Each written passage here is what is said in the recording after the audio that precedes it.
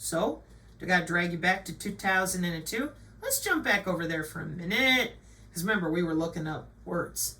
Mass spectrometry. Oh, there it was. Bioassays. We know those are in the FDA Modernization Act. Fluorescent probes. Quantum dot. Yeah, well, they're not the only ones that fluoresce.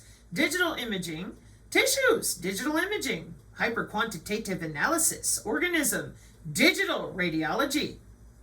Yeah, they left the hospital with all that so they can do it wirelessly. Chemistry data and your electric health records. Aggregated healthcare records.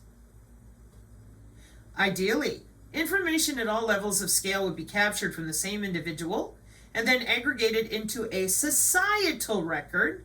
Since this is impractical, aggregated information will most likely be used and this will grow richer over time. Oh, we know. Hang on.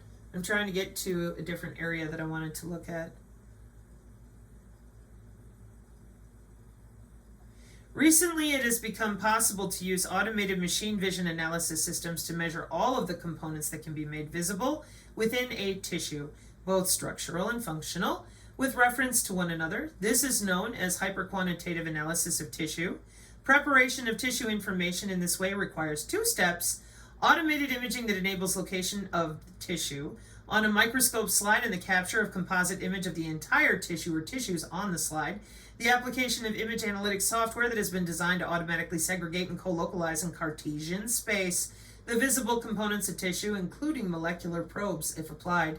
Tissue information captured in this way enables very precise mathematical comparison of tissues to detect changes in toxicology testing or ultimately clinical diagnostics, like the ones they were talking about with the president. Because I'm reading you right now again from 2002. Do we upgrade things? Do we research and develop things? Or do we just talk about it and kind of let it sit there? I mean, I'm sure that happens. Don't get me wrong. Right. So in each case, substantial work must first be done to collect normative reference data from tissue populations of interest. More importantly, when tissue information is reduced to this level of scale, the data is made available for more precise correlation with other data sets in the continuum of bioinformatics in the following applications: backward correlation, sorter of genomic and proteomic data, or back to them omics again.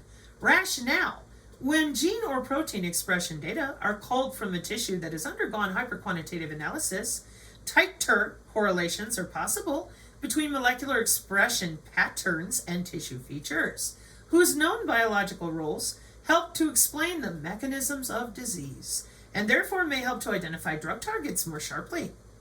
Forward correlation, stratifier of diagnoses with respect to prognoses. Rationale: when tissue information is collected along with highly detailed clinical descriptions and outcome data, subtle changes in tissue feature patterns within a diagnostic group may help to further stratify prognoses associated with a diagnosis and may prompt more refined diagnostic classifications.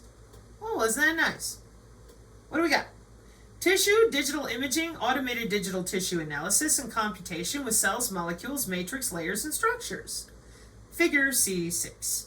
Capture of tissue information in hyperquantitative fashion.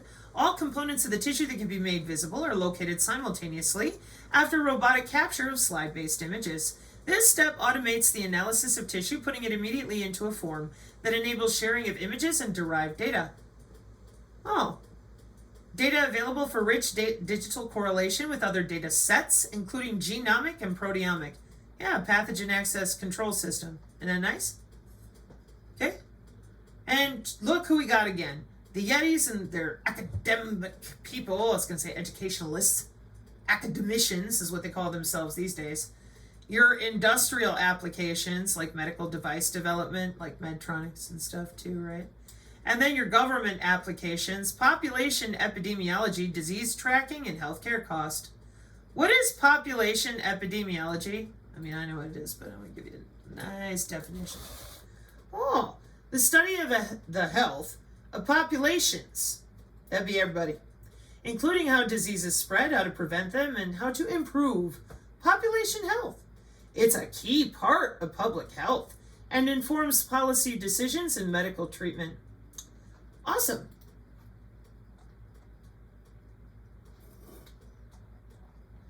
Let's scroll down to, trying to get to like 339.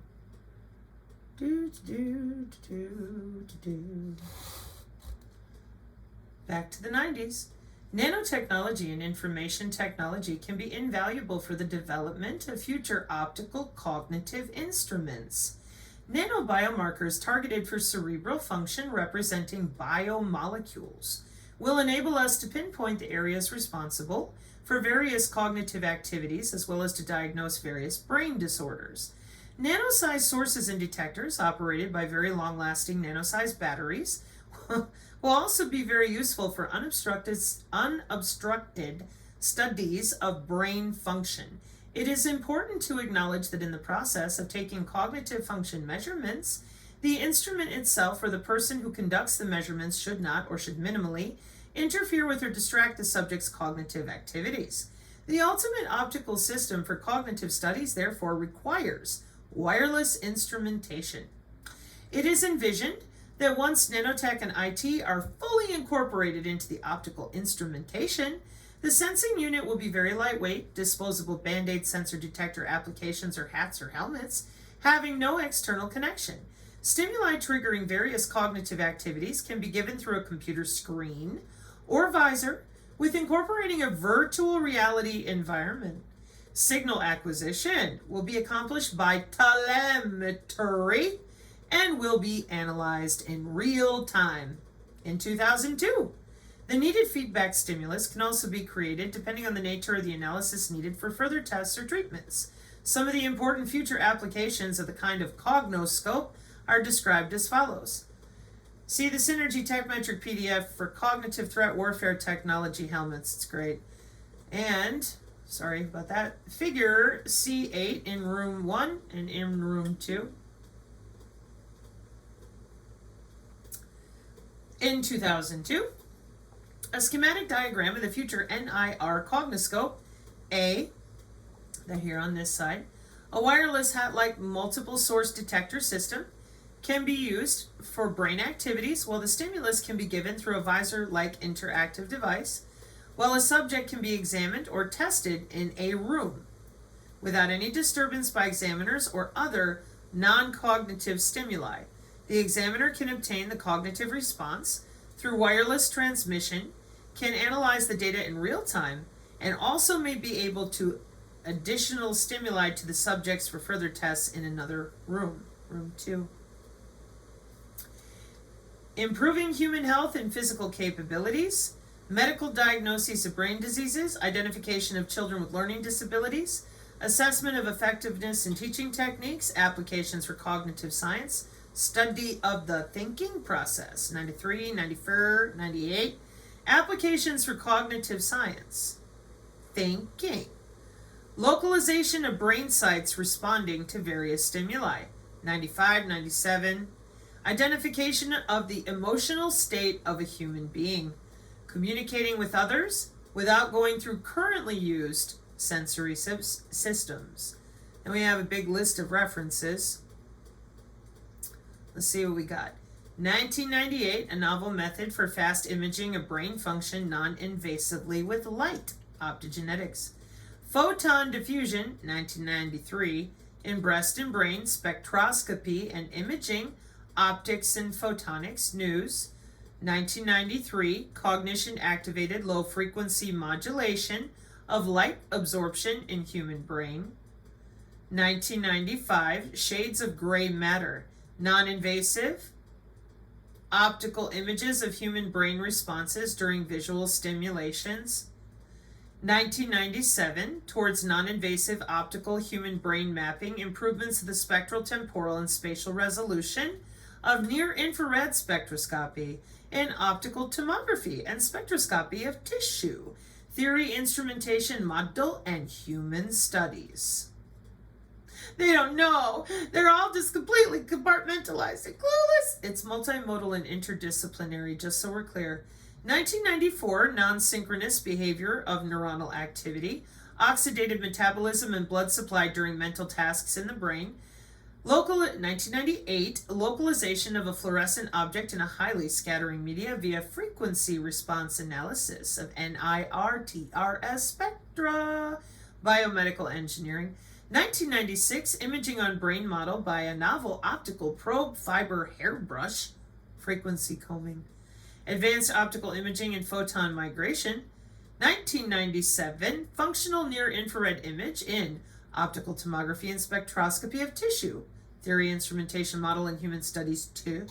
Non-invasive optical spectroscopy and imaging of human brain function, trends in neuroscience. 1997. Focusing the possibilities of nanotechnology for cognitive evolution and human performance. University of Arkansas for Medical Sciences. So one more time, this is from 2002. And as you can see by all this reading I'm doing to you, they've been working on this for 20 years, just like they say in their Agenda 2030 goals. And they damn well know what they're doing. We're going to jump back over to our black body radiation and learn about it here in just a second. I'm just trying to point out to you, and again, those of you that like to look for things that'll make it easy for people to understand, this would be a great document to comb through because it's coming straight from your government again. Let me show you what it says up here at the top, shall we? Obama White House Archives.gov. You ain't reading it wrong. Huh? So, this vision and its transforming strategy will require the convergence of nanoscience, biotechnology, advanced computing, and principles in cognitive neuroscience. So we're going to talk about how wonderful we are. We're going to make everybody super intelligent. And let's see. Sensory gating. Human performance being under direct control from the brain is dependent on a pyramid of processes. Accurate human performance depends on practice gained from learning and memory, which in turn depend on selective attention. I just talked about that machine learning the other day with their new models that do that attention thing like our brain does. To the performance of the task at hand, which in turn depends on pre-attentional arousal mechanisms that determine a level of attention. Human performance can be improved with training, which involves higher level processes such as learning and memory. However, the most common factor leading to poor human performance is a low-level process, lack of attention, or distractibility. Distractibility can result from fatigue, stress, and disease. Is it possible to decrease the degree of distractibility, or at least to monitor the level of distractibility? Can nanotechnology provide a critical service in the crucial area in 1998 of distractibility? TikTok wasn't around back then, just so we're clear. The National Research Council Committee on Space Biology and Medicine has concluded cumulative stress has certain reliable effects, including psychophysiological changes, related to alterations in the sympathetic adrenal medullary system and the hypothalamic pituitary adrenal axis, hormonal secretions, muscle tension, heart and respiration rate, gastrointestinal symptoms, subjective discomfort, anxiety, depression, changes in sleeping, eating, and hygiene, interpersonal friction, and impairment of sustained cognitive functioning. The person's appraisal of a feature of the environment as stressful and the extent to which he or she can cope with it are often more important than the objective characteristics of the threat. It is therefore critical to develop a method for measuring our susceptibility under stress to respond inappropriately to features of the environment. Sensory gating has been conceptualized as a critical function of the central nervous system to filter out extraneous background information and to focus attention on newer, more salient stimuli. By monitoring our sensory gating capability, our ability to appraise and filter out unwanted stimuli can be assessed, and the chances of successful subsequent task performance can be determined. One proposed measure of sensory gating capability is the P50 potential. The P50 potential is a mid-latency auditory evoked potential that is rapidly habituating, sleep state dependent, and generated in part by cholinergic elements of the reticular activating system that modulates sleep-wake states, arousal, and fight versus flight responses. Using a paired stimulus paradigm, sensory gating of the P50 potential has been found to be reduced in such disorders as anxiety and PTSD. Another pre-attentional measure, the startle response, could be used. However, due to its marked habituation, measurement time is too prolonged, and because compliance uses startling loud stimuli could also be a problem, the use of the P50 potential is preferable. Sensory gaining deficits can be induced by stress and thus represent a serious impediment to proper performance under complex operational demands. So we propose the development of a nanoscale module designed for the use of the P50 potential as a measure of sensory gating. Put the nano in, start measuring how the brain works, and make it work better.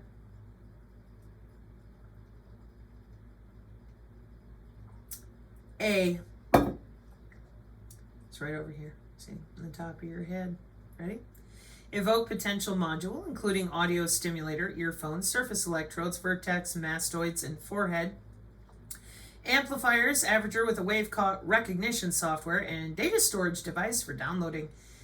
B. Near-infrared detection module for frontal lobe blood flow measurement. C. Flip-down screen for tracking eye movements and display of results from sensory gating and frontal blood flow measurements. Oh, it ain't physiological. They don't know what they're doing. They've never been in the brain before. Everybody's confused.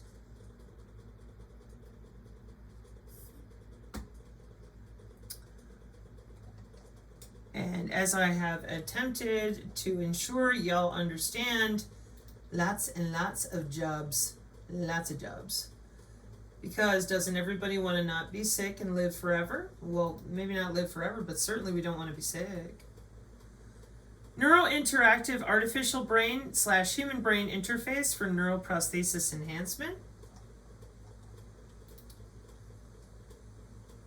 Intrasomatic biofeedback vision.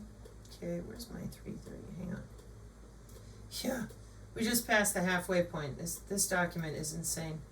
It's a great layout, though. You know, like, it's good. Okay, a vision for aircraft for the 21st century. Yeah, they need to buy a couch. The airplane will soon be 100 years old. Over that period of time, it has evolved from the cloth and wood biplanes. Yes, thank you. The aircraft may look fundamentally different. NASA is beginning to look to birds as an inspiration for the next-gen aircraft, not as a blueprint, but as biomimetic mode.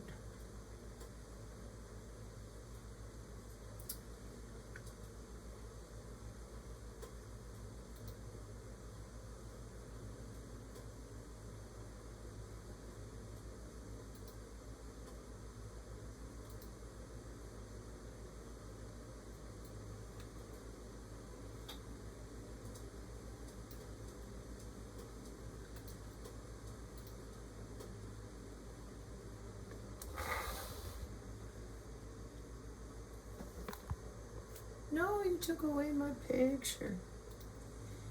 I was doing research like I seemingly always am, and while I was looking around at some things,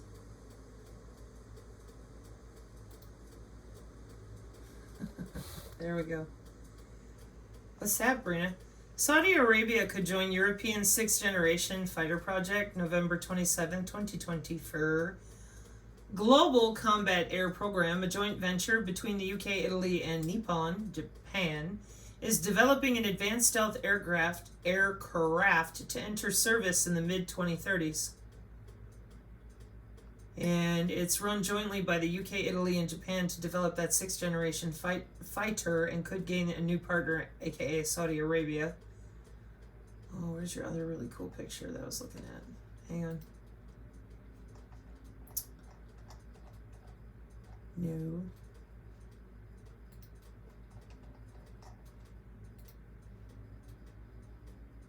She really slick. There we are. Check that out. Isn't she pretty? Pretty nifty, huh? Here's another one. Amazing. BAE Systems, Leonardo, and JAIEC, each to hold 33.3%. And Britain, Italy, and Japan will set up a joint company to develop, design, and build an advanced stealth jet, they said on Friday. Moving forward with a major defense project at a time of political turmoil and regional conflict across the world. The deal comes as European nations are scrambling to build up their militaries following Russia's invasion of Ukraine and calls from President Trump for higher defense spending, while Japan also wants to bolster its forces given what it sees as a growing threat. Again, from China. If y'all don't know the history between China and Japan, it's ridiculous. I swear, it's pretty crazy. So, look at that. The aircraft of the 21st century, in 2002, may look fundamentally different. NASA is beginning to look to birds in their biomimetic mode. Birds have evolved over the ages to be totally at home in the air. Consider our national bird. The eagle has fully integrated aerodynamic and propulsion systems. It can morph and rotate its wings in 3 dimensions, has the ability to control the airflow over its wings by moving the feathers on its wingtips. Its wings and bodies are integrated for exceptional strength and lightweight. Toward advanced aerospace vehicles, nature's way. Distributed self-assessment and repair, adaptive shape control, highly efficient propulsion, exploits bio-nano info technology revolution. Sure does. Self-healing structure with a central nervous system, smart structure with active flow control, modern advanced metal aircraft, ultra-safe, whisper-quiet, 0 emissions, extreme maneuverability, high survivability, ultra-low fuel burn. Nature's way. Yeah. Ta-da.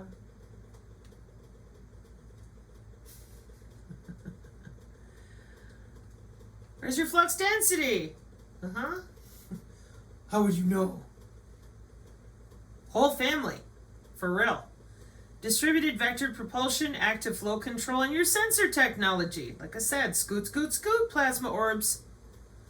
Embedded distributed computing elements, SOSIMOS, OSA, CMOS, and phase. Integral active shape controlled devices. Yeah. The key to achieving, that's why that guy was obsessed with the metamaterials, in my opinion. Just an opinion. The key to achieving this vision is a fusion of nanoscale technology with biology and information technology. An example is intelligent multifunctional material systems, engineered living materials, DARPA Biotechnology's office, consisting of a number of layers, like the guy in the hat talked about, each used for a different purpose. The outer layer selected would be tough and durable to withstand the harsh space environment with an embedded network of sensors, electrical carriers, and actuators to measure temperature, pressure, and radiation to trigger a response whenever needed. The network would be intelligent. It would automatically reconfigure itself to bypass damaged components and compensate for any loss of capability. The next layer would be an electrorestrictive or piezoelectric membrane that works like muscle tissue. Oh, yeah, with a network of nerves in an aeroplane to stimulate the appropriate strands and provide power to them. The base layer might be made of biomolecular material that senses penetrations and tears and flows into any gaps. It would trigger a reaction in the damaged layers and initiate a self-healing process. Carbon nanotube-based materials are an example of one emerging technology with the potential to help make this a reality. So now you're going to tell them no to their cute little spaceships they've been working on since 2002? Oh, I don't think so, Tim. They would tell you, whoop, you. Uh-huh. I want aliens. No, you want engineered biological entities because you don't care what they did to the rest of us to get a hold of all this. Ever notice that?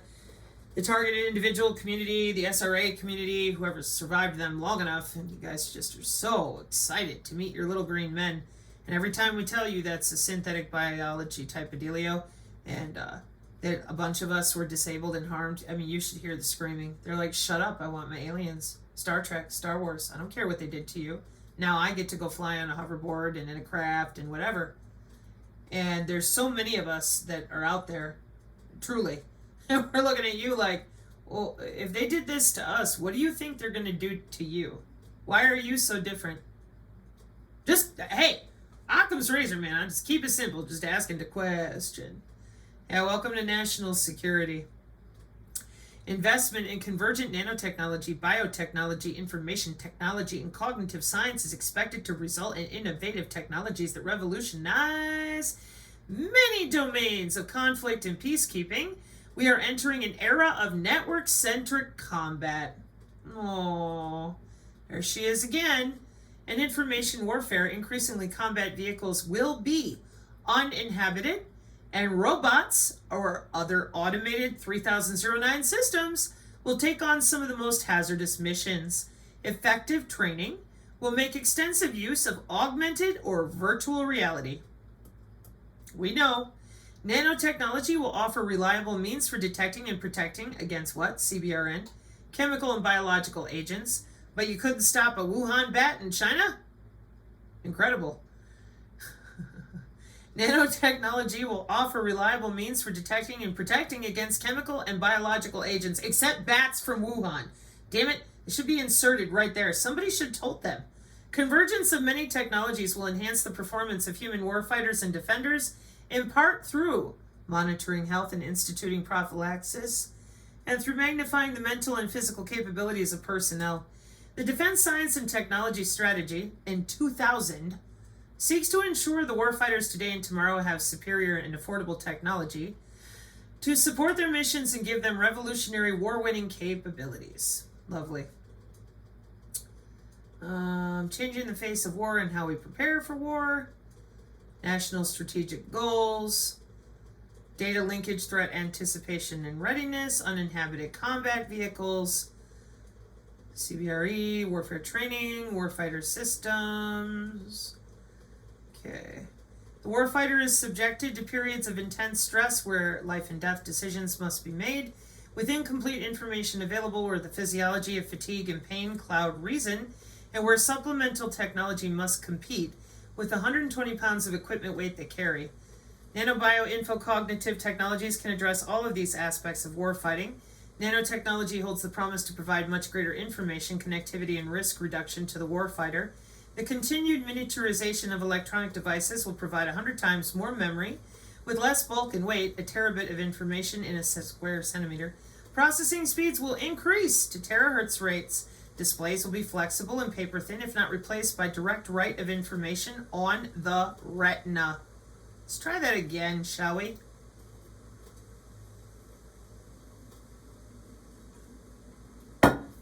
We'll just write the data on your retina. You don't need goggles. You don't need a display. Just read right to the brain, your retina, internal veins and arteries, whatever we want. High bandwidth communication will be netted. Prolific unattended sensors and uninhabited automated surveillance vehicles under personal warfighter control. That's right. Right now, we've been over this on the channel for 2 years now. Weapons will automatically track targets and select precise firing times for greater accuracy. The marriage of semiconductors and biology will provide physiological monitors for alertness, chemical or biological agents, threats, and casualty assessment. The small size of the nano devices will limit the volume, weight, and power burdens. Non-drug treatment for the enhancement of human performance. Without the use of drugs, the union of nanotechnology and biotechnology may be able to modify human biochemistry to compensate for sleep deprivation, diminished alertness, enhance physical and psychological performance, and to enhance survivability rates from physical injury. Applications of our lovely brain-machine interface. The convergence of all four nanobioinfocogno fields will give warfighters the ability to control complex entities by sending control actions prior to thoughts being fully formed. The intent is to take brain signals, nanotechnology for augmented sensitivity and non-intrusive signal detection, and use them in a control strategy, information technology, and then impart back into the brain the sensation of feedback signals, biotechnology. Oh, they're clueless. Oh, we just don't know what we're doing. 1999, Science and Technology of Nanostructures in the DoD. National Research Council, Implications of Emerging Micro and Nanotechnologies. And 2001, Societal Implications of Nanoscience and Nanotechnology. Well, nobody told you. They just took your money and did what they wanted to. Okay? So now, we've looked at a pretty fighter jet, and we've looked up a bunch of words. We're going to bounce back over here and talk about black body radiation, because it was shown that the helical structure of the human sweat ducts, together with dielectric properties of the human skin, has electromagnetic properties that resemble to those of a passive low Q factor helical antenna. Human bodies make the best 6G antenna. The resonance frequency of such kind of antenna can be estimated using the following equation. Where is the velocity of light in that free space optical? R is the radius of the coiled duct, and that is the effective dielectric permittivity of the dermis, calculated using a mixture formula as follows. You're reading Greek with me here? Isn't it great? It doesn't exist. What are you talking about? Nobody uses the skin. I worked at the NSA. No such agency. Never speak aloud. You know, you might want to catch that second one. Become a stoic and Just let it go, man. Just let it go. When the Disney Channel is smarter than you, you should really just stop, because you're not ahead. So anyways, the dielectric permittivity of the dry biological structural components and is estimated to be approximately 2.2 is the dielectric permittivity of water, and that is the volume fraction of the water component. The details of the mixture formula application are specified in the natural distribution in both individual coil diameter of your sweat ducts, and water content was shown to lead to an uncertainty of 10% in the value. Human skin black body radiation in the sub-millimeter range. The thermal signature of a human being is a familiar image today. Indeed, the human skin temperature of approximately 32 degrees Celsius leads to an equivalent black body spectra in the infrared. The brightness temperature is the temperature of a black body in thermal equilibrium with its surroundings. In order to duplicate the observed intensity of a gray body object at frequency, this concept is used in radio astronomy, planetary science, and materials science. No Illuminati, no conspiracy theory, nothing, just materials science. Doesn't it feel good to not be surrounded by a bunch of people squawking, squeaking, and making shit up for money? The spectral radiance of a black body at temperature T and frequency F, according to Planck's law, is given by... I see the ohm symbol in hertz down there, do you? Huh? Planck constant, speed of light, Boltzmann constant, measured in terms of power emitted per unit area of the body part, per unit solid angle, per unit frequency. That's what I meant by the nonlinearity, or when Dr. Pais talked about the nonlinearity and the angle of which they're coming in for the spin and absorption rates will have to be factored in there along with noise. And we're just getting started. Although radiating in all frequencies, the main frequency of emission is defined by the temperature of the body and shifts as the temperature increases. At room temperature, most of the emission is in the infrared region of the electromagnetic spectrum, 30 terahertz to 450 terahertz. Actual black bodies do not exist in nature, and real materials emit radiation only at a fraction of an ideal black body's radiation. This fraction is described by a parameter called emissivity, which is equal to 1 for a perfect black body at constant temperature and lower than 1 for an actual physical body. A source with lower emissivity regardless of frequency, such as the human body at 37 degrees Celsius, is referred to as a gray body. As the human sweat duct can be considered as an electromagnetic entity, one could expect an influence of the emission on the black body or gray body signal, oh good lord, in the mentioned frequency band. So now what do we have? Upper coil duct, same thing. Here's your sweat ducts to your electrical engineers. Wow. They don't know what they're doing, my precious babies. They're so stupid. Salary gains from COVID pain. Electromagnetic thick human skin model designed and simulated using CST Studio Suite Microwave Studio. Get me a model, get some library access, and log into that there body. On the middle and interior view, as can be seen, the coil duct is fully embedded in the epidermis layer, and the dermal duct is fully embedded in the dermis layer. The unit cell dimensions, this figure was generated, blah, blah, blah. Okay. So, because they are buried in the dermis and in contact with the capillary blood system at 37 degrees Celsius, in previous works we have shown that the alternating current conductivity of the duct's aqueous interior plays a major role in the value of the reflection coefficient. Therefore, the question begs, does the alternating current conductivity in the duct play a similar role in the emissivity, your emissions? However, the characteristic frequency of the duct, predicted by its geometry, it's woo-woo, it's spiritual, it's biological and anatomical, because your body's electrical and magnetic. Yeah, I know, you'll get over it soon enough, and then hopefully you'll get curious instead of all freaked out. There would be a heightened absorption of the black body signal. This dependence on the spiral geometry of the duct is reminiscent of the absorption characteristic. Somebody wake the synergist, they're asleep in the back. Of a helical antenna, almost like a low Q resonance. Narrowband notch filter, as was shown by our group. In our recent study, we present results that demonstrate the human black body is also having a marked contribution in the sub-millimeter region, previously not noticed. Furthermore, this contribution is sensitive to the physiological state of the subject, opening a possible remote diagnostic channel. Methods. human skin model electromagnetic simulations. The electromagnetic human skin model is a three-dimensional stratified structure of the main two layers, dermis and epidermis, where the last is further divided into three sublayers. In total, the skin model consists of 4 layers of different tissues. It also includes 2 of the 3 parts of the sweat duct, the dermal duct, and the upper coiled duct. The skin model configurations are shown in Figure 4, and the dielectric properties applied to the human skin model are presented in Table 1.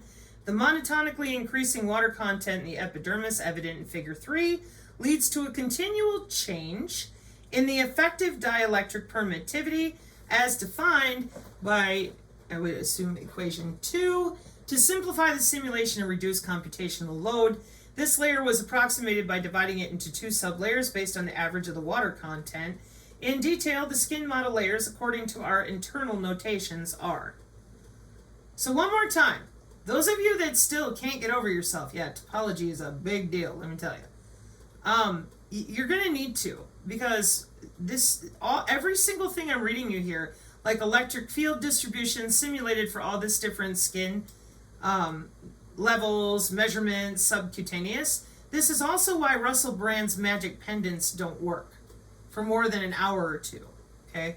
The biosignals, the molecular communication, and the way that we are using these systems, your haptic gear can be gone around as well. And nobody's living in a Faraday cage 24/7. That's why on the channel I don't lie to you about some magic pill. We gotta talk about this. They're under people's skin. You get it yet? Or do I need to read you 8 more paragraphs of how they're under your skin with all the electric fields and the permissivity and the emissivity? The electric field is a function of the distance in z direction throughout the skin model for a fixed phase, 145 degrees. Your Silent Hill nurses and Yetis are 180 degrees out of phase with human decency. The electric field is a function of distance in z direction. Well, let's see if we can find that. Would be fun. There it is. Throughout the skin model for a fixed phase of 145 degrees and 9 different frequencies. The electric field is a function of the z-axis next to the 3D human skin model for perspective. The skin surface at L equals 1,537 The value of the input field E can be estimated inside the skin from the definition of the simulation for port power. Once the impedance mismatch at the port is taken into account, as a result, the intensity of the field in the skin is, there's your equation. However, in the real radiometric experiment, the reflected wave passes into the region Z of body, and we have to assume that it would decay rapidly at the penetration depth. Thus, when comparing with experiment, we must assume that the energy of the field accumulated in the skin layer is completely absorbed and therefore can be equated to the grayness factor. Note that in simulations of wave propagation through the skin layer, its temperature, T, was accounted for. Yeah, Terra, one of the 5 main W-band protocols to ensure we don't overheat you. Where the measured brightness temperature in the radiometric experiment in vivo, place of origin in situ, inside of you in vivo, is proportional to the skin temperature. Consequently, we compare the qualitative nature of both by their normalized values. Such comparison is shown in Figure 12. The black solid spheres are the measurement, the red solid spheres are the simulation results. The qualitative behavior of the simulation result follows closely to that of the radiometric measurements. Hang on. Figure 11. Where's that at? That's Figure 12. Figure 11, log scale of the electric field as a function of skin depth. Oh, they're completely lost. I mean, for real. In this work, we have presented an electromagnetic model of the human skin, which takes into account the skin multilayered structure in the sweat duct. For the first time, the dermal portion of the duct was considered. We conducted electromagnetic simulations in the frequency range of 500 gigahertz up to 700 gigahertz. The model reveals a complex interference structure of the electric field intensity in the skin. The body's not electrical. There's nothing happening with the skin. Those synergists need to explain themselves. We did. Can you read? You don't even have to. I'm reading for you. Okay. The model reveals a complex interference structure of the electric field intensity in the skin, in the dermis. This pattern is overlain on a typical Beer's law absorption. In the epidermis, multiple reflections from the skin's surface and dermis-epidermis boundary lead to constructive interference. And that is watch with mitigation. Hardcore. Furthermore, we trace the origin of the field core blackbody radiation of the subject. As would be expected, the simulated grayness factor as seen from the skin's surface replicates the measured radiometry intensities of our subjects. We conclude that our simulation model is verified by experiment, lending confidence to the obtained interference patterns. References. Oh, this ought to be fun. Infrared thermal imaging in medicine. Clinical thermal imaging, IEEE biomedical. And facial complexion acquisition and recognition system for clinical diagnoses in traditional Chinese medicine, 2009. I'm trying to tell you. And medical applications of shortwave FM radar, remote monitoring of cardiac and respiratory motion, 2010. I'm going to blow that up for you. I want to make sure that we're nice and crystal clear for all the Yetis out there. We do know how to read. Do you know how to read? It says 2010. Okay. So, IEEE transactions, a terahertz science and technology for the sub-terahertz emission of the human body under physiological stress. The modeling of absorbance of sub-terahertz radiation by human skin, IEEE terahertz again. The human skin is a sub-terahertz receiver. Does 5G pose a danger or not? 2018.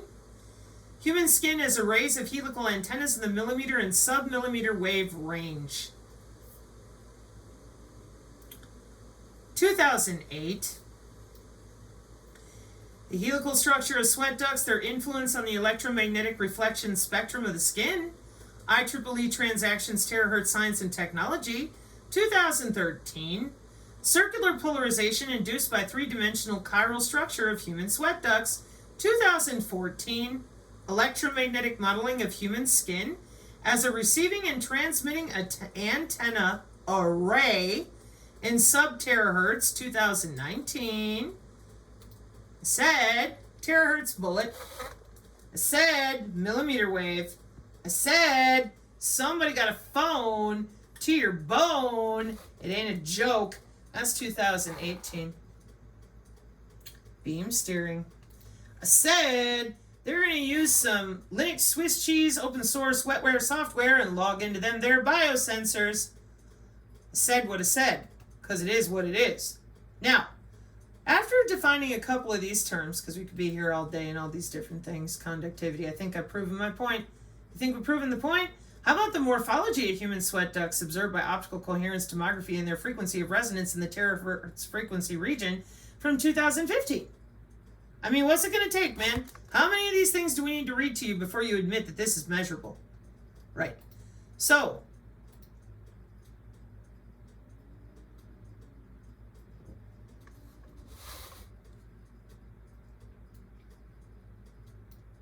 let's move that out of the way for now. We'll come back to that. Blackbody radiation is the thermal electromagnetic radiation within or surrounding a body in thermodynamic equilibrium with its environment, emitted by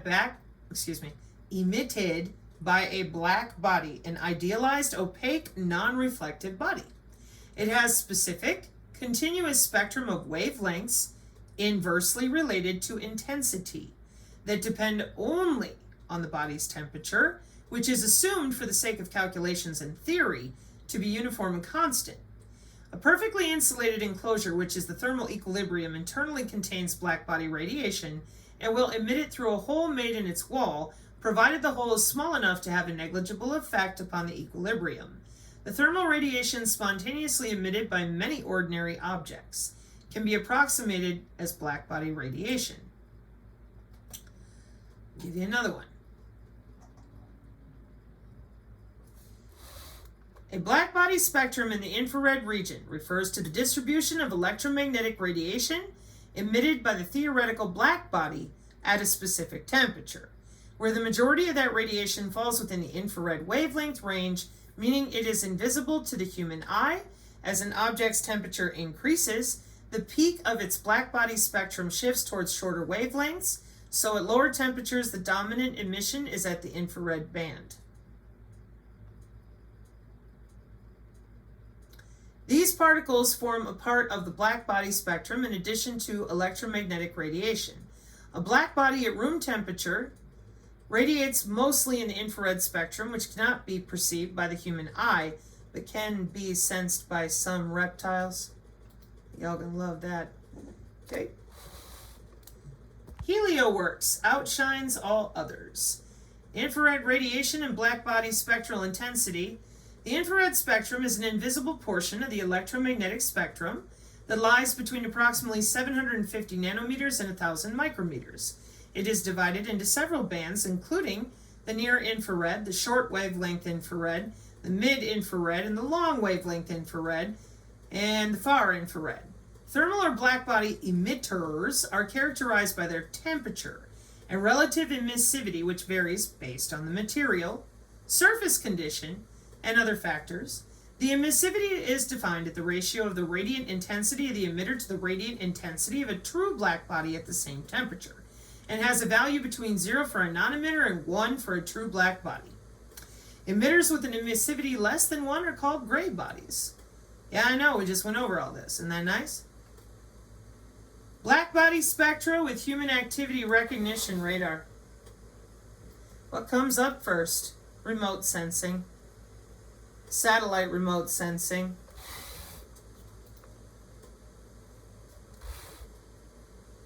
Linear array push broom scanner mirror. Remote sensing systems used to collect multispectral. Okay, ResearchGate. I'm still human. I intend to remain that way, thank you. Here we go. So, remote sensing systems used to collect multispectral and hyperspectral imagery. Boy, that looks an awful lot like the kill box. But remember, this stuff is used for more than just human bodies. So, an overview of remote sensors and techniques, see, for studying coastal ecosystems. Oh, fantastico.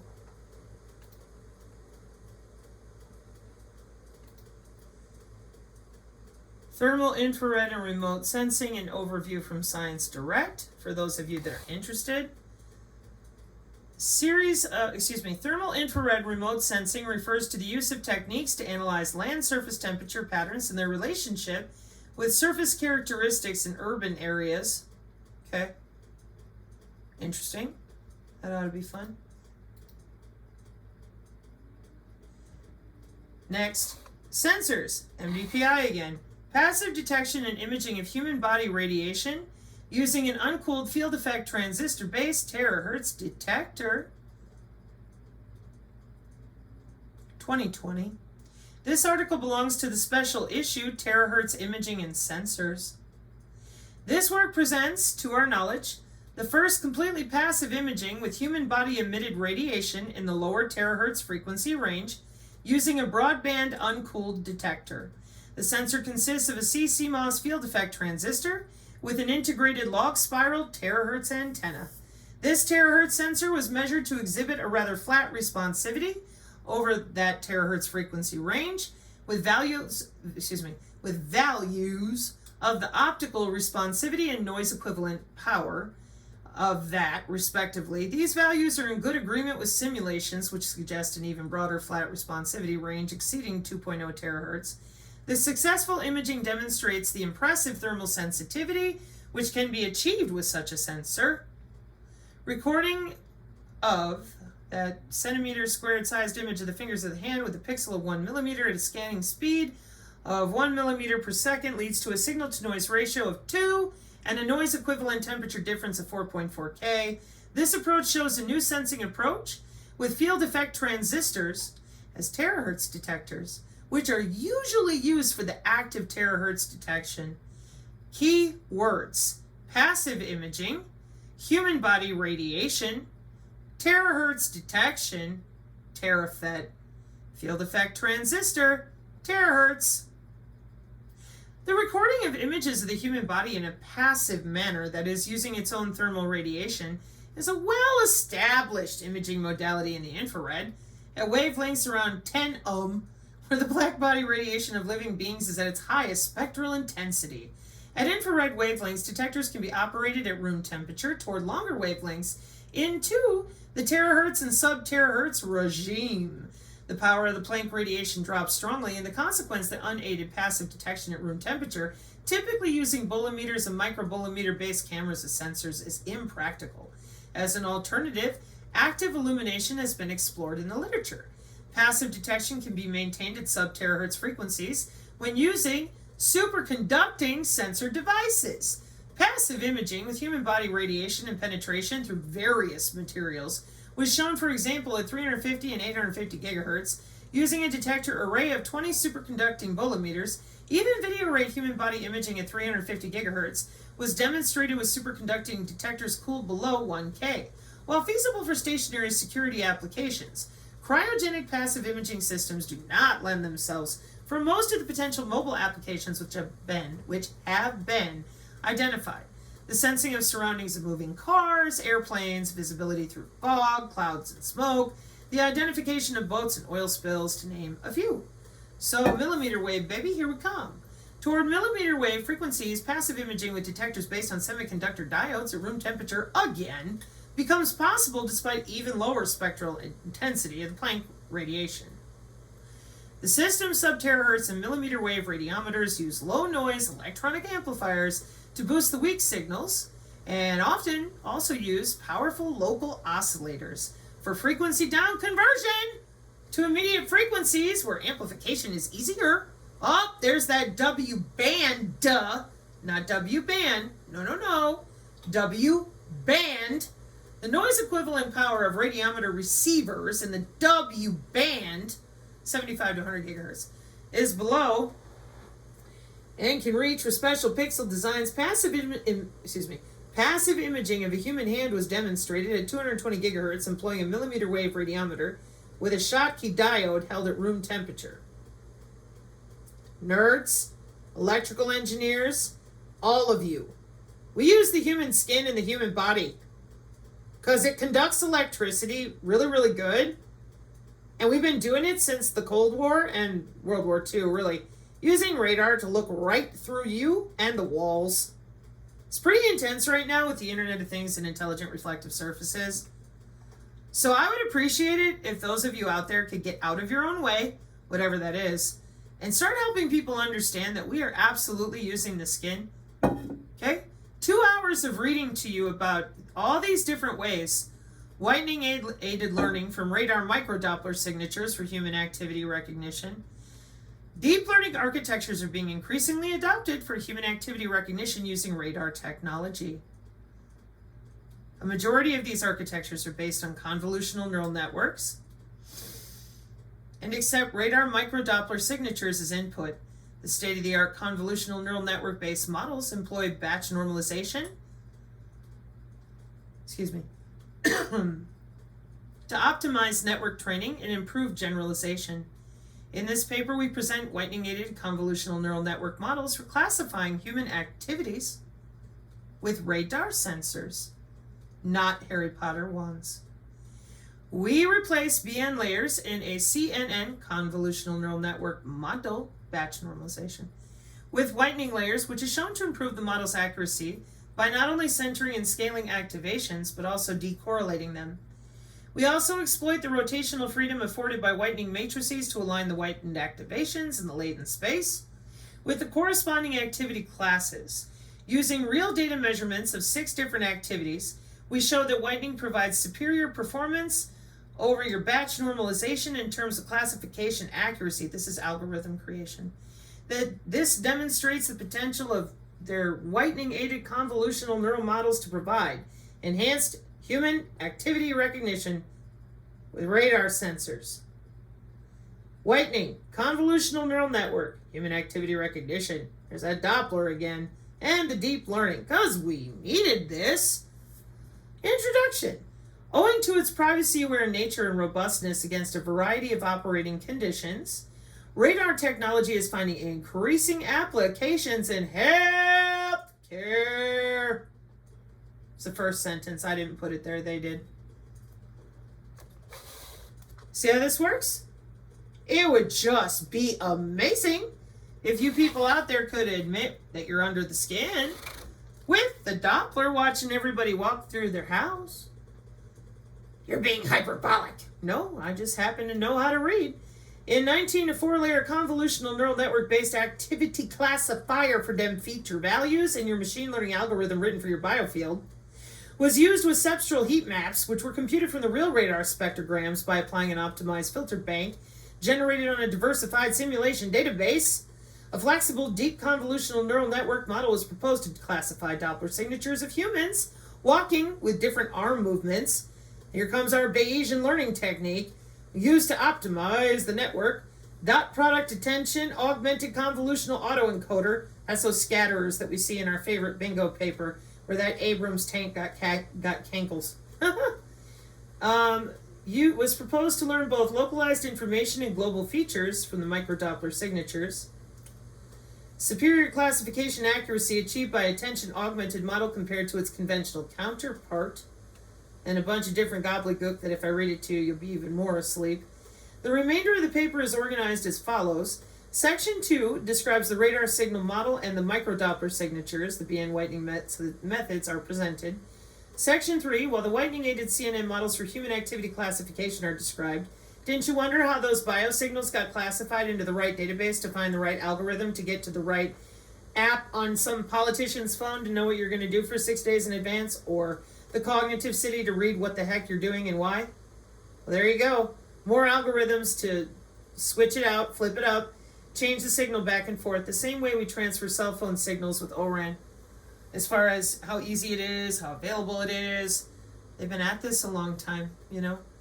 The usefulness of the whitening-aided models to achieve higher classification accuracy and provide insights into the achieved performance enhancements over a base model.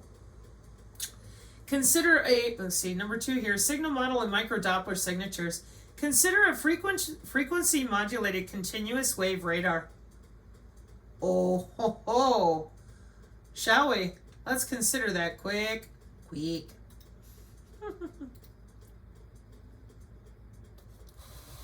What's that? Here, let me type in the what is.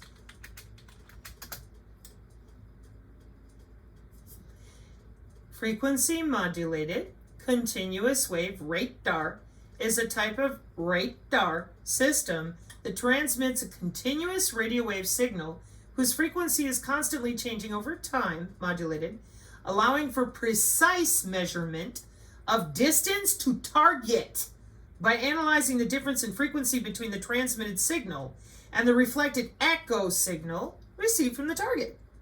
Essentially, the change in frequency over time acts as a timestamp for the distance traveled by the radar wave. Isn't that great? Aren't you excited? And more gobbledygook, except for this. Oh, I've never seen those before. They look like cameras. I better be careful. Lord only knows what they can connect to and what they can do. Besides, continuous versus pulse and a whole bunch of other happy fun time. So, here's a... Yeah, okay, that'll work. Radar frequency modulated, different frequency occurs, time signal. I will use this as the cover for everybody. And those of you that might still be awake somewhere in the back going, oh my word, Sabrina. So sub-millimeter activity radar for humans. Okay? You have transformer radar data. There's that frequency modulated. Millimeter wave. Check this out. Multi-feature transformer. Let me zoom in for you. Multi-feature transformer-based learning for continuous human motion recognition with high similarity using that there millimeter wave.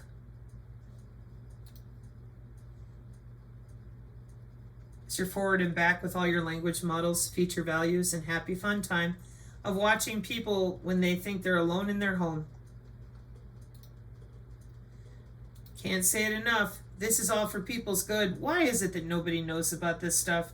Wearable multi-sensor data fusion approach for human activity recognition using machine learning algorithms.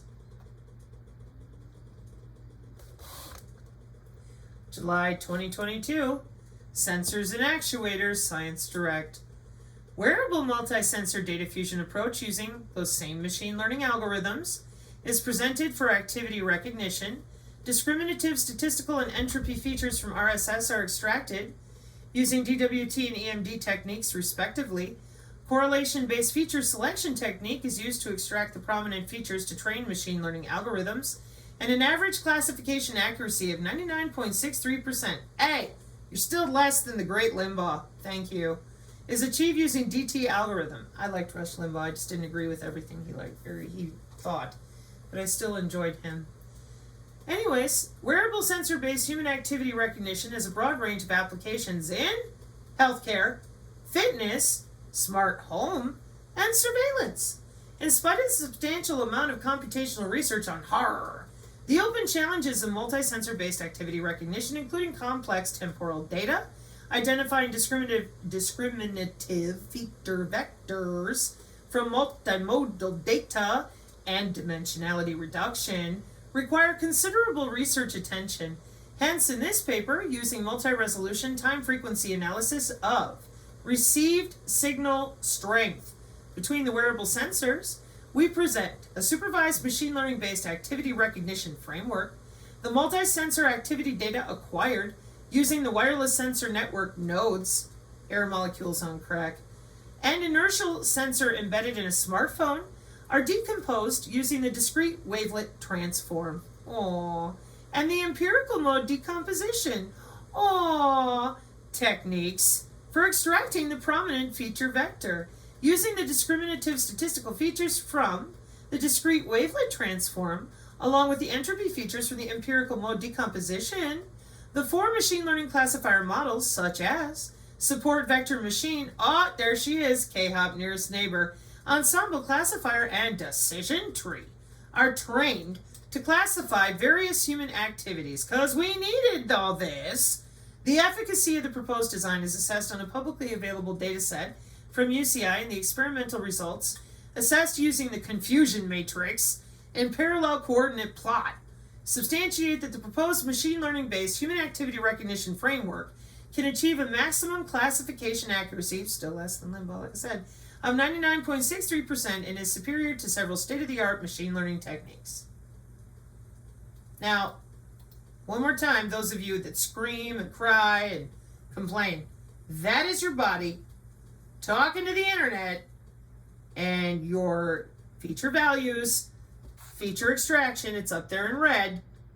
Zoom in for you, okay? And there's all your activity in a database. And there they are with all their machine learning algorithms and all the different ways they're logging in and logging out and having a good old time. And you're walking around out there telling them, they have no idea what they're doing. Everybody's just dumb, and it's the aliens and they're here. Yeah, I think it's time to start the learning, Lucy-Loose, for real. Okay, I'm going to throw this one in there too, because it's multi-feature transformer-based learning for continuous human motion recognition with high similarity. Make sure you too. Yeah, and the data fusion sensors. Doppler radar-based continuous human motion has recently attracted extensive attention, which is favorable choice for privacy, etc., etc. Human motion recognition, it's a lot to do with elderly people. It can prevent falls in residential care homes for elderly people. Human motion recognition can be achieved using wearable sensors, camera-based, radar-based. Due to the impact of the COVID-19, most people are increasingly accepting the use of contact-less, radar-based methods to record human behaviors under privacy-preserving conditions. What would those be? Compared to wearable sensor-based techniques like your Locket, your Fitbit, and camera-based technologies, the key advantages of millimeter wave, frequency modulated continuous, what is that again? Where are you at? I want to make sure I'm right. This is what I mean by getting lost in all these acronyms. One more, frequency modulated continuous wave. Woofda. The key advantages of millimeter wave, frequency modulated continuous wave radar compared with LiDAR are that it is not affected by light, and it is of low cost. Due to these characteristics, it is very useful to apply millimeter wave, frequency modulated continuous wave radar applications for automatic car driving and home care, especially for night care for the elderly. How nice is that, huh? What's it look like? Oh, there we are with our AI model, our encoder, multiple feature processing and continuous human motion recognition with that nonlinearity and our angle sequence, range sequence. And this is raw data for those of you that were paying attention to the SIGINT stuff I read out. And this is where we close it up, folks, because that takes care of a whole big string of papers I've been trying to get to. And next time, we'll be back with that there machine learning. I'll throw this one in there too, just so you guys have it. Because again, this is really for those of you that you need to get over yourself and understand in the last 2 decades, and this paper is 2023. Yeah, I'm going to have to come back and do this one differently. The importance of radar-based human activity recognition has increased significantly over the last 2 decades in safety and smart surveillance applications due to its superiority in vision-based sensing in the presence of poor environmental conditions. And down here in the introduction, that human activity recognition has made significant progress. This has been triggered and supported by the rapid development in semiconductor technologies, radar-based sensing, recognition, monitoring of patients, extending their applicability to subdomains, vital sign detection, latest developments in autonomous driving have impressively shown the enormous potential of radar-based automotive applications in human activity and security. There's that gesture recognition and safety-oriented car assistance. See how this works? And this will be another MDPI. And I think this is the last one. Yeah. Ultra-wideband gestures, public data set of dynamic hand gestures acquired using impulse radar sensors. And this is in 2021. In the past few decades, deep learning algorithms have become more prevalent for signal detection and classification. To design machine learning algorithms, however, an adequate data set is required. Motivated by the existence of several open-source camera-based hand gesture datasets, this descriptor presents ultra-wideband gestures, the first public dataset of 12 dynamic hand gestures acquired with ultra-wideband impulse radars. The dataset contains a total of 9,600 samples gathered from 8 different human volunteers. Ultra-wideband gestures eliminates the need to employ ultra-wideband radar hardware to train and test the algorithm. Additionally, the dataset can provide a competitive environment for the research community to compare the accuracy of different hand gesture recognition, HGR algorithms, enabling the provision of reproducible research results in the field of hand gesture recognition through ultra-wideband radar. 3 radars were placed at 3 different locations to acquire the data, and the respective data was saved independently for flexibility. And off we go into how we watch you walk through your house. We watch you and you think I think I'm not alone now. And that is also why, here finally in closing, here on the Synergy channel, we don't do conspiracy theory. We do information communication technology in places where it don't belong. Being under people's skin for this long, and did you see how long I was reading? That's a lot of math. Those are a lot of jobs. So let's get to cracking and try to find a way to talk about it. Mark 5:36. Amen.